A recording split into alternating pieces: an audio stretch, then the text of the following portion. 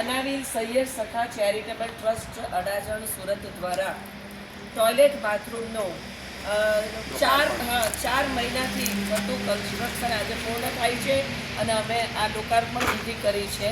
અને આ લોકાર્પણ વિધિમાં મારા નાના બાળકો જેને માટે અમે આ ટોયલેટ સુવિધા અમે પૂરી એ નાના બાળકોએ અમારું સ્વાગત ખૂબ સરસ કર્યું. યશોદા દીદી અને આ ગુરુજી એમણે પણ અમારું ખૂબ સરસ અમારી આગતા સ્વાગતા કરી અને એને માટે અમે ખરેખર આજે ધન્યતા અનુભવીએ અને બસ અમે એવું વિચારીએ કે આપ અમને આશીર્વાદ આપો કે આવા ને આવા કામો અમે આગળ પણ કરતા રહીએ, આવા સેવાકીય કાર્યો અમે કરતા રહીએ. અને એને માટે આ મારા ભાઈઓ અને આ મારી બહેનોનો ખૂબ ખૂબ હું આભાર આજે વ્યક્ત કરું છું કે આજે આ લગ્ન ગીતની અમારી આજે આવક આવતી હતી અને એ આવકમાંથી અમે આજે આ એક ટોયલેટની સુવિધા અહીં પૂર્ણ કરી છે. અને અમે આજે બહુ આભારી છીએ ગુરુજી તમારા કે અમને અને ખાસ જીતુભાઈ કે જેમણે અમારે આટલા લેવલ પર અમારે ટાઇલ્સ લગાવવાની હતી, પરંતુ જીતુભાઈ કે જેઓ કામરેજ રહે છે તો તેમણે એમના ખર્ચે આ ટોયલેટની જે ટાઇલ્સ ઉપર સુધીની એ એમણે લગાવી છે અને એમણે કહ્યું છે કે મારું પણ એક આ સેવાકીય કાર્ય તમારામાં મારું તમે ગણી લેજો અને એને પૈસા નથી લીધા અમારી પાસે. So thank you so much. જીતુભાઈનો પણ અમે આ તબક્કે આભાર વ્યક્ત કરીએ છીએ. ઓકે.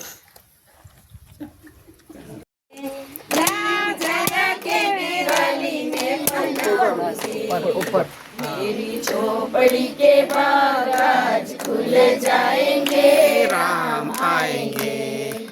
मेरी झोपड़ी के बाग आज खुल जाएंगे, राम आएंगे. राम आएंगे. बोले रामचंद्र भगवान की जय. भारत माता की जय. बजरंगबली की जय. बजरंगबली की जय.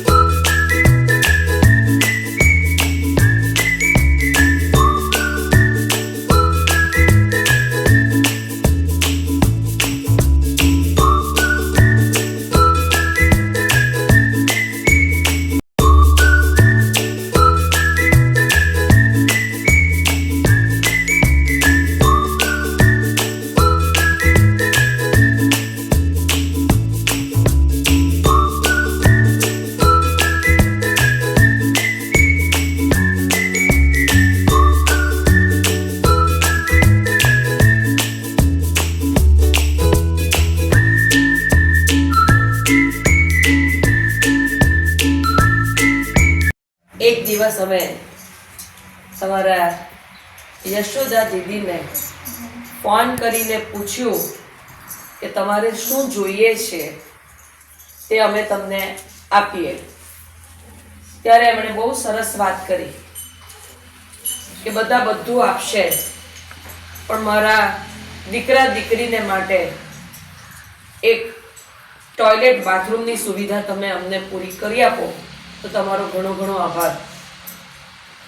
તમે વિચારો કે યશોદા દીદી ઉઠતા બેસતા પણ ફક્ત અને ફક્ત તમારો વિચાર કરે છે.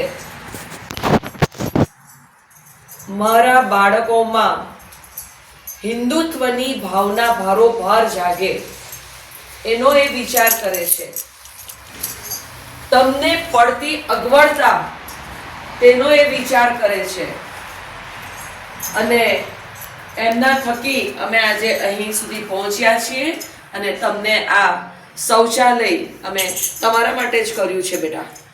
પરંતુ મારી એટલી વિનંતી કે હંમેશા એને ચોખ્ખું રાખજો, સ્વચ્છ રાખજો. બરાબર છે? અમે ગમે ત્યારે પણ આવીને જોશું તો આ ટોયલેટ બાથરૂમ સ્વચ્છ હોવા જરૂરી છે. બરાબર? અને એવા જ યશોદા દીદીને અમે સૌ પ્રણામ કરીએ છીએ કે અમે આજે લેણા દેણીની વાત છે દીદી. અહીંયા સુધી આવવું અમારા માટે તો તદ્દન નામુમકિન હતું, પરંતુ ભગવાને એ મેળાપ પણ આપણો કરાવી દીધો. અને બહુ મહેનતથી મારી બહેનો પૈસા કમાઈ છે લગ્ન ગીત કરીને. એટલે રૂપિયો અમે એટલી સહજતાથી કોઈને આપીએ પણ છે, પરંતુ તેની પાછળ બધી અમે તપાસ પણ કરીએ છીએ. કારણ કે અમારો રૂપિયો વેડફાવો નહીં જોઈએ, એ જ અમારો મેઇન હેતુ છે. અને આજે અમને એ વિશ્વાસ અમને બેઠો કે અહીં ખરેખર અમારો પૈસો એકદમ સાર્થક થાય છે. અને અમારી બધી બહેનોએ આજે બીજી પણ અમારી બહેનો સંકળાયેલી છે આ લગ્ન ગીતમાં. અને આ બધી બહેનોના સાથ અને સહકારથી અમે આજે અહીંયા આવી પહોંચ્યા. અને યશોદા દીદી, અમે કોઈ ઉપકાર કર્યો નથી, બાળકો પર પણ નહીં, તમારા પર પણ નહીં, આ ધરતી પર પણ નહીં. લેણા દેણીની વાત છે. ગયા જન્મનું તમારું માંગતું હશે, બાળકોનું માંગતું હશે, તેમણે આપણને મિલાપ કરાવ્યો અને એ દેણું અમારું હતું તે આજે અમે ચૂકત કરીએ છીએ અને અમે ઋણ મુક્ત થઈએ. તારું તુજને અર્પણ ભગવાન આપે છે અને અમે આપીએ છીએ. ફક્ત એ મેળાપ કરાવે છે કે અમારે ક્યાં આપવાનું છે. અને આજે અમને એ સરસ માર્ગ મળી ગયો.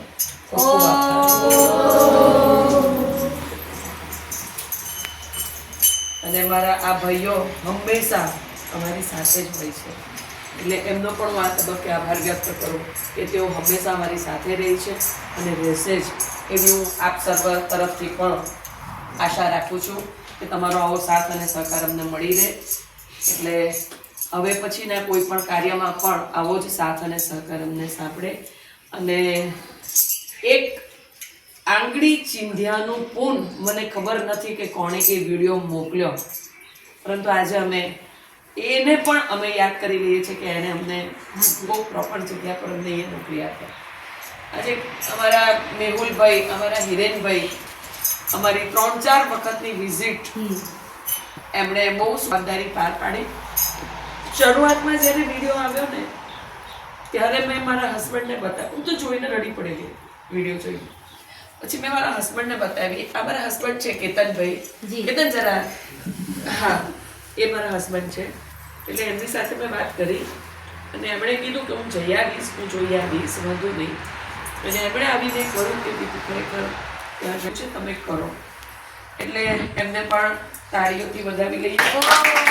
કદાચ એને સમજવામાં કે જોવામાં કંઈક મિસઅન્ડરસ્ટેન્ડિંગ થઈ હોતે તો પણ અમે અહીંયા સુધી નહીં પહોંચતે, કારણ કે એ એક જ વાત કરતે કે ત્યાં તો બધું બરાબર છે, આપવા જેવું નથી. પરંતુ એમણે સાચી માહિતી અમને પૂરી પાડી.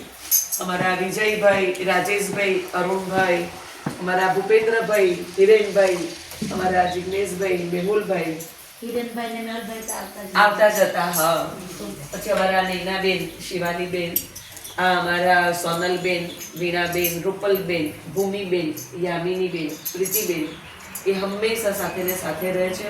અને આજે તમે બધા પણ સાથે છો, એટલે હું તમારા બધાને પણ આભાર વ્યક્ત કરું. એ લોકો ક્યારેક દાન કરવાનું હોય ને તો મારી વિરુદ્ધ નથી થતા. એમનો બહુ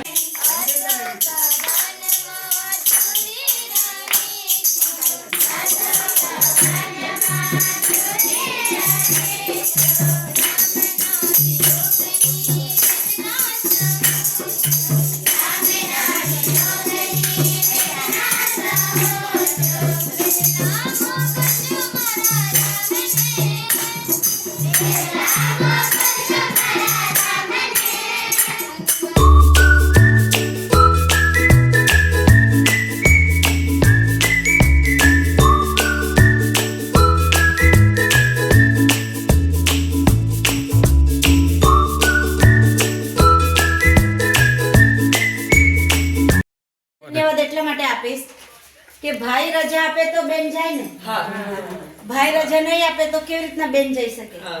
એટલે આપણો દેશ જે છે એ પતિવ્રતાનો દેશ છે, એ પત્નીવ્રતાનો દેશ છે, બરાબર ને? પરંતુ એમ કહેવાય કે પત્ની કંઈ પણ કામ કરવું હોય તો પતિની મંજૂરી લેવી પડે.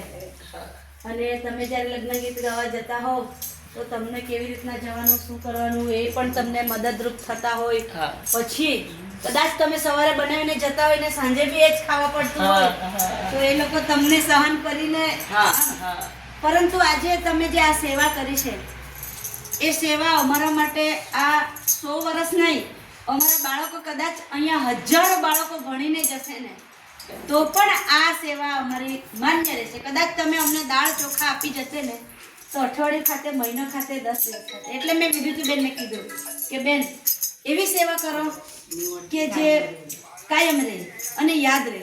આજે કોઈ પણ લોકો આવશે તો અહીંયા દીકરીઓ રહેશે, તો દીકરીઓને જોવા આવશે તો કોઈ બી આમ આ ગ્રુપ સુરતનું છે એમ એમને બી લાગશે, અને એ બી બહેનોનું ગ્રુપ છે. તો મને ખૂબ સારું લાગ્યું. આપ સૌનો ખૂબ ખૂબ આભાર. અને એ જ કહીશ કે તમે આ આશ્રમને આપણો છે, એમ મારો કે આમનો નહીં, આપણો છે, આપણો સમજીને આવજો. અને હું બધાનું આપણે પૂર્ણ કરીએ પહેલાં એક ફૂલથી બહેનોનું સ્વાગત કરીશ. આ ફૂલની તમે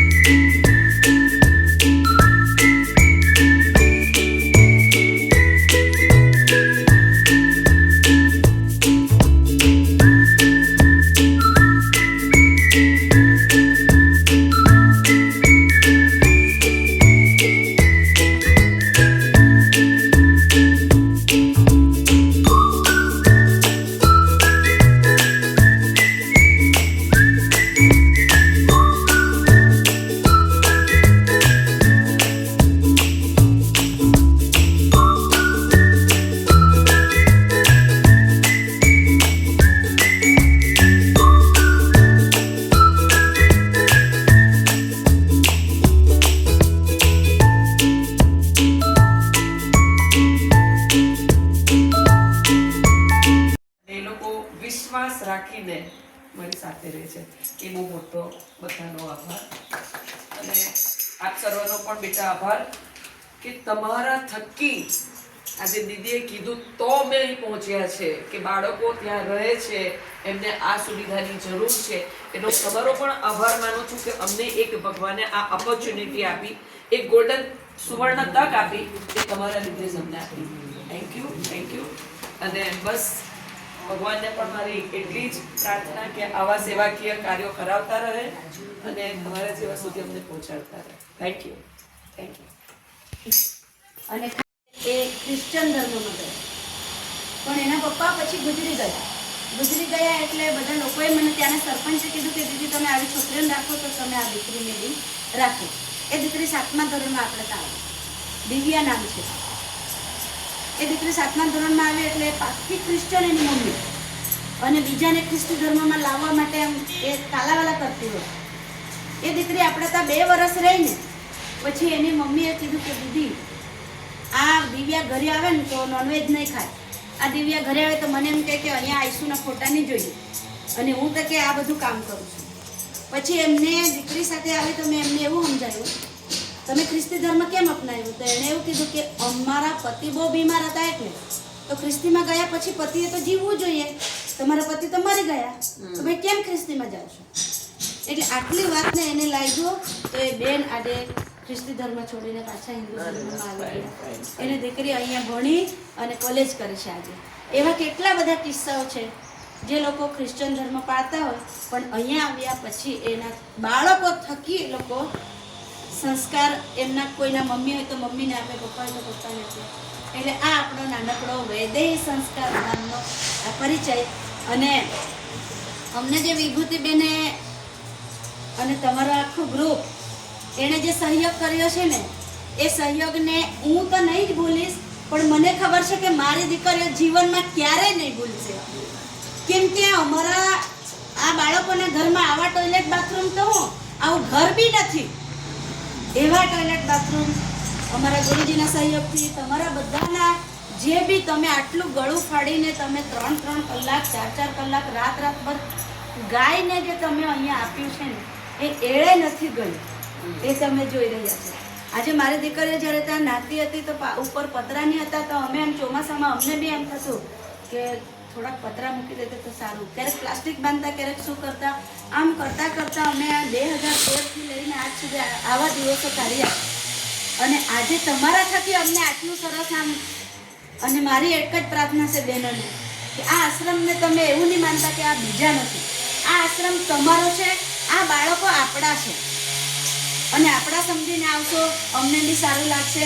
અને બધાને હું આગ્રહ કરીશ કે જ્યારે બી તમે સાપુતારા જાઓ તો આ એક સ્ટોપ જરૂર કરજો. આશ્રમ તમારો છે અને આ બાળકો આપણા છે એમ સમજીને.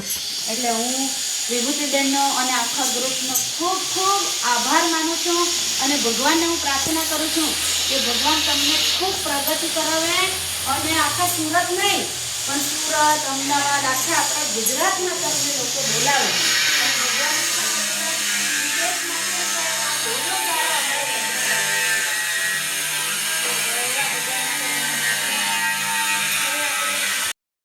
તમને ખ્યાલમાં હશે તો સ્વામીજી જેલમાં એટલે સંતોએ ચિંતા કરી કે ડાંગનું કોણ નેતૃત્વ કરશે, કે ડાંગમાં કોણ એવું કામ કરી શકશે હિન્દુત્વનું. એટલે મને અહીંયા ડાંગમાં 2011માં મોકલાવવામાં આવ્યું. પણ મારો પરિવાર, મારું ઘર અહીંયા, એટલે મારી બહુ ઈચ્છા નહીં હતી કે હું ડાંગમાં કામ કરીશ. પણ બધા સંતોએ વિચાર કર્યો અને મારા જે ગુરુજી છે એ રામ જન્મભૂમિના અધ્યક્ષ છે. અત્યારે જે અયોધ્યાની અંદર રામ મંદિર બન્યું એના અધ્યક્ષ એ મારા ગુરુજી છે. એટલે એમની ઈચ્છા હતી કે હું ડાંગમાં કામ. તો 2011માં આવી, પણ મને બહુ આમ ઘર નજીક એટલે કરવાની ઈચ્છા બહુ નહીં હતી. તો અહીંયા ફક્ત ધર્મનું કામ માટે મને મોકલાવ્યું.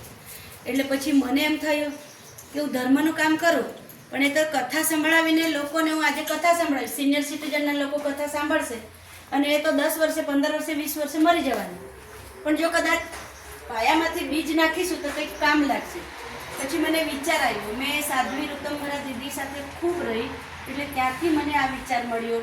પૂજ્ય ગુરુજી અહીંયા છે, મારા શિક્ષક ગુરુ, એમણે મને વિચાર આપ્યો. એટલે પછી મને થયું કે કંઈક કરવું જોઈએ અને ગુરુજીએ મને સપોર્ટ કર્યો. આવી સંસ્થા આપણી 3-4 સંસ્થા છે, બીજી પણ 3 સંસ્થા છે. એક તાપી અને ડાંગની અંદર જ બીજી, ડાંગને સટીને છાવડા, તાપી જિલ્લામાં પાટીબંદરપુર ગામ છે, ત્યાં 2 બહેનો છે મારા જેવા. અને ઝાવડામાં એક બેન છે મીનાબેન, એ ચલાવે છે. અને ઝાવડાની જ બાજુમાં એક ગામ છે, ત્યાં સાવિત્રીબેન. એમ કરીને આપણી 4 સંસ્થા. એ 4 સંસ્થામાં બધે મકાનો બની ગયા. મારું છેલ્લું બાકી હતું કે મારે ગુરુજી કહે કે તારું તું બધા કરતાં કથા કર્યા કરે તે કરે, તારું બધા કરતાં છેલ્લે કરીશું. આ સંસ્થામાં આપણે 2013થી મેં આ બાળકોને રાખવાનું ચાલુ કર્યું. સ્ટાર્ટિંગમાં મેં 3 દીકરીઓને રાખી અને મારું મામાનું ઘર છે ત્યાં રાખતી અને હું પ્રવાસમાં જતી, દીકરીઓ ભણવા જતી કે મને એકલવાયું નહીં લાગે. પછી 7 થઈ, 7ની 15 થઈ, 15ની 25 થઈ. પછી આમ કરતાં કરતાં આમ ખાવાની તકલીફ, આમ તેમ મને ખૂબ તકલીફ થઈ, ખૂબ બેન. આમ હું તમને કહું કે વરસાદ આવે ને તો વરસાદનું પાણી ટપકે એને માંડવા માટે વાસણ નહીં હતા અમારી પાસે. એટલી તકલીફ અમે 25 દીકરીઓ સાથે કરી. પછી ત્યાં જૂના આશ્રમ, પેલું ઘર પડી જવાનું હતું એટલે અમે જૂના આશ્રમ આવ્યા. ત્યાં અમે જમીન લીધી, મામાની જમીન, એમાં થોડુંક ઝૂંપડી બનાવીને અમે રહ્યા 3 વર્ષ સુધી. પછી ધીરે ધીરે આ થયું, પેલું રોડમાં જવાનું એટલે આ થયું. અને આવા બાળકો કમસે કમ અહીંથી ભણીને 250 બાળકો અહીંથી ગયા છે. સરસ. પહેલા અહીંયા 10મા સુધીની સ્કૂલ હતી, હવે 11-12 અમને સરકારી સ્કૂલ આપી 3 વર્ષથી. જ્યારે 10મા સુધી સ્કૂલ હતી ત્યારે મેં એવું વિચાર્યું કે 10 પછી આપણે દીકરીઓ ક્યાં ભણવા જશે. એટલે નવસારીની અંદર અહીંથી ભણીને 10 પછી ત્યાં ભણવા જતી. ત્યાં હોસ્ટેલ વીરવાડી હનુમાન મંદિર છે, તો ત્યાંથી અહીંથી મેં બાળકોને ત્યાં, દીકરીઓ ત્યારે હતી એટલે દીકરીઓ ત્યાં જાય, ત્યાં ભણતી. અને આમ ખૂબ તકલીફથી મેં આ દીકરીઓને ઉછેરી રાખી. આપણે હનુમાનજીના સાનિધ્યમાં હવે બધા રહીએ છીએ, પરંતુ એમ કહેવાય ને કે ભગવાનના દરબારમાં અંધારું છે પણ દેર નથી, અંધેરે લેકિન દેર નહીં. એવી રીતના આમ ધીરે ધીરે અમે 2013 થી લઈને આજ સુધી હજુ પણ અમે ઝૂંપડીમાં જ રહેતા હતા. અમારા ત્યાંના તમે ટોયલેટ બાથરૂમ જુઓ તો તમને એમ થાય કે ક્યાં આવી ગયા એવું થશે. પણ આજે અમે આટલું સારું મકાન, અમારી દીકરીઓ આટલા સારા મકાનમાં તમારા જેવા સુરતના જ બધા દાતાઓ આવીને થોડું કરીને આપીને આ ઊભું કર્યું. આજે મારી દીકરી એટલી ખુશ છે કે દીદી અમને ક્યારે ત્યાં લઈ જશું, અમને ક્યારે ત્યાં લઈ જશો. અને આજે આપણા ટોયલેટ બાથરૂમનું જે ઓપનિંગ છે એ જોઈને અમારી દીકરી એટલી ખુશ કે દીદી અમે સ્વાગત ગીતની તૈયારી કરીએ, અમે દેશભક્તિ ગીતની તૈયારી કરીએ. કાલે રાત્રે આ લોકોએ બધી તૈયારી કરી અને આ દીકરીઓને એટલો બધો ઉત્સાહ કે અમારે ત્યાં કોઈ મહેમાન આવશે એમ. તો એ લોકોએ સવારે પેલા રસોઈબેન છે એમની સાથે રસોડામાં મદદ કરી, અહીંયા આવ્યા, સાફ સફાઈ કર્યું, દીકરીઓએ જ બધી સાફ સફાઈ કરી અને પછી આ બધી તૈયારી કરી. તમે આવ્યા, તમે જોયું. એટલે અહીંયા ભણતરની સાથે સંસ્કારનું સિંચન થાય એ મહત્વનું છે. આ દીકરીઓ અહીંથી કેટલું ભણશે એ તો ભગવાન જાણે, પણ મને એટલું પાક્કું એવું ખબર છે કે આ અહીંથી ભણીને જાય પછી એ ધર્મ પરિવર્તન કોઈ દિવસ નહીં કરશે. અહીંની દીકરીઓ કે દીકરાઓ, પછી એમ કહેવાય કે દીકરી હોય એ 2 કુળને તારે અને દીકરો હોય તો એ એક જ કુળને તારે. પરંતુ આ દીકરીઓ અહીંથી જશે તો મારા એવા સ્વપ્ન છે કે જે ગામમાં જાય એ ગામમાં આપણે જે મંદિર બનાવ્યું છે એમાં કમસે કમ દર શનિવારે બહેનોને બેસાડીને હનુમાન ચાલીસા કરાવે, આરતી કરાવે. ભાઈઓ હોય તો એ ભાઈઓને મંગળવારે બેસીને હનુમાન ચાલીસા કરાવે, આરતી કરાવે. ભણીને જાય તો પણ આ કામ કરે એ આપણો મેઇન ઉદ્દેશ્ય છે. એટલે આ બાળકોને આપણે રાખીશું. મુખ્ય આપણો ઉદ્દેશ્ય એ છે કે આ ભણી ગણીને હિન્દુત્વનું કામ કરે, વ્યસનની નહીં થાય, વ્યસન મુક્ત બને, એમના મા બાપને વ્યસન મુક્ત કરે. અહીંયા એક દીકરી આજે અત્યારે એ દીકરી કોલેજ કરે છે વાઘમાળ ગામની. આપણી જવાબદારી તો એમના માટે એકવાર બધા ચલો ઓ ઠીક છે.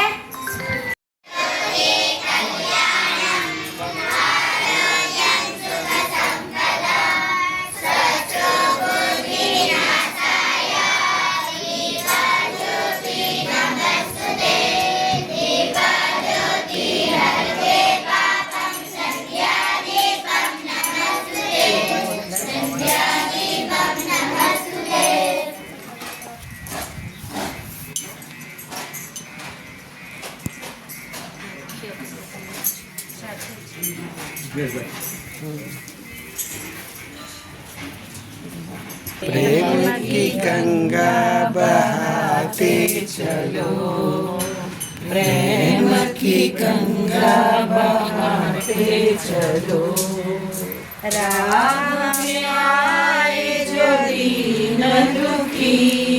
गुरुजी अभी आइए, अभी आइए आइए आइए आइए, साथ बढ़ाइए, साथ बढ़ाइए.